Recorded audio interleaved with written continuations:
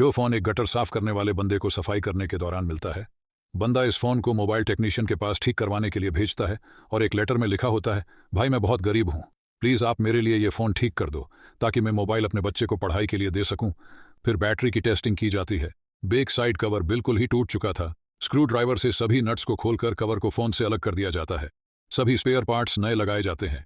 Display को phone से लगाकर टेस्ट किया जाता है। लेकिन आगे बढ़ने से पहले आज मैं बहुत खुश हूं। जो भी मुझसे आज के दिन कुछ मांगेगा, मैं उसकी हर एक इच्छा पूरी करूंगा। उसके लिए इस चैनल को सब्सक्राइब करना होगा। अगर विश्वास नहीं होता तो करके देख लो। अगले 2 घंटों में आपकी तकदीर बदल जाएगी। सभी पार्ट्स को बॉडी में फिक्स किया जाता है। महादेव की कृपा से मोबाइल एकदम नया बन गया है। भाई इस मोबाइल को उस गरीब बंदे को दे देता है।